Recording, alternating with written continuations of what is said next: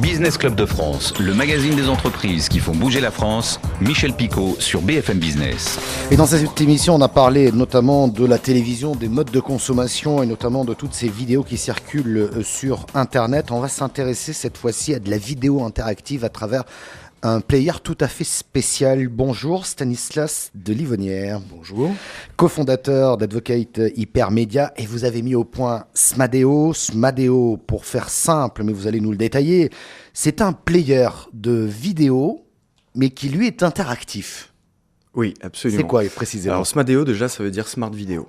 Oui. Le principe, c'est de pouvoir suggérer du contenu complémentaire à des endroits précis. Comme n'importe quel utilisateur de vidéo, on est devant et quelquefois on se pose des questions. On aimerait bien en savoir plus, on aimerait bien comprendre quand on comprend pas. Et le principe, c'est de pouvoir tricoter en fait des liens, des vidéos, des images, des fiches multimédia, etc. Des endroits précis pour pouvoir creuser. Qui a un modèle assez didactique en fait pour transmettre des informations. Et le principe, c'était surtout de mettre en place un outil pour le faire rapidement, pour pouvoir le donner à des rédactions ou à des professionnels de la communication. Ouais. Alors, juste pour, je vais essayer de, sur le blog, on vous mettra une démonstration, ce sera beaucoup plus clair, mais juste pour vous dire, par exemple, vous prenez une vidéo quelconque, hein, c'est une interview, et au cours de cette interview, la personne parle de quelque chose que vous saisissez pas très bien. Vous avez fait un point de repère à cet endroit-là, vous cliquez, paf, vous avez une fiche signalétique, ou alors vous avez une description du produit, et après vous reprenez le cours de la vidéo et vous avancez ainsi. Exactement. Hein, c'est ça, pour faire simple. Mais on va le développer avec de la démo. Comment est né ce concept ? Alors, il vient de loin. Déjà, donc, notre société a été créée il y a déjà 3 ans. Et donc, du coup, on était une agence de communication digitale, mais spécialisée dans tout ce qui est rich media. Donc, pour faire simple, du multimédia interactif. Donc, à partir de là, on a fait des films dont vous êtes le héros, des films interactifs, des web documentaires dont Parole de conflit, avec Raphaël Beaugrand et Fat Cat Films, qui a été plusieurs fois primé et diffusé sur RFI. De là est née une réflexion sur ce genre de format. Mais surtout une réflexion industrielle. C'est-à-dire que Parole de conflit ou d'autres web documentaires coûtent cher à produire. Et le principe est d'être capable, éditorialement, de sortir beaucoup de formats interactifs comme ça, avec relativement peu de temps. Et aujourd'hui, il fallait tout simplement créer un système en ligne. Non pas pour faire vraiment des web documentaires assez massifs, mais des petits formats. Donc travailler sur ce format didactique et pouvoir encore une fois le faire très rapidement. Ouais. Alors, vous avez... le déclic a été un film sur la violence donc, contre les femmes. Hein. Ouais. C'est là où vous vous êtes dit, c'est pas suffisant, il faut aller plus loin. Ça a été un petit peu le déclic. Vous avez travaillé aussi pour la campagne de François Hollande, je vois aussi. Dans les, oui, on était prestataire de services. Pour revenir au premier point que vous abordiez, en fait, donc je travaillais pour le bureau de l'UNESCO pour l'Irak. Et pour la Journée internationale de la femme, on était allé faire tourner un film là-bas avec toutes les complexités, les difficultés que ça peut impliquer. Et donc du coup, on s'était dit que pour que ça buzz entre guillemets, il était important d'y ajouter une innovation sur la forme.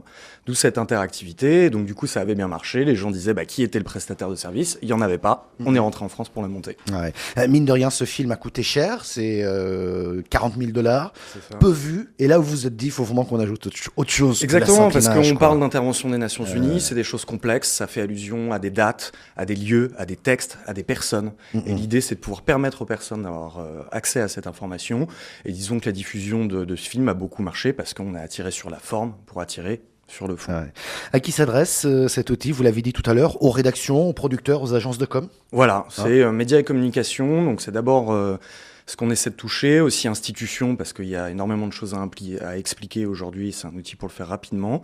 Puis dans un second temps, on va essayer de travailler aussi sur l'éducation, parce qu'il y a des choses assez intéressantes à faire dans tout ce qui est éducation informelle. Et donc on va travailler à ça, mais par étapes. Est-ce que c'est l'avenir de la vidéo sur le web ? Parce que jusqu'à présent, on est plutôt passif face à une vidéo sur le web, et pourtant on est très actif par définition, puisqu'on aime bien prendre les commandes lorsqu'on est sur Internet. Mais est-ce qu'on est dans une nouvelle ère de la vidéo, là ? Alors c'est un des avenirs de la vidéo. Ce qui devient très intéressant, et nous on le voit statistiquement, c'est que les gens consomment de plus en plus de vidéos et lisent de moins en moins de textes. Je suis moi-même un gros lecteur de livres, et la question n'est pas là. Mais en tout cas, il va y avoir plusieurs manières manière de consommer de la vidéo, de manière passive, toujours.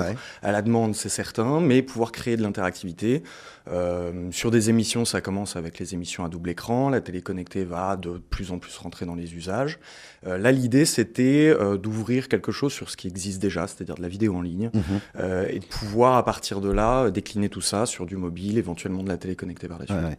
Quels sont vos projets aujourd'hui? Parce que j'imagine qu'il y a beaucoup d'applications possibles voilà, autour de Smadeo. Déjà, donc, c'est de distribuer ce format. Donc, on a déjà travaillé avec le groupe Métro, et disons que c'est assez marrant parce que les premières démos qui sont sorties de Métro au Chili.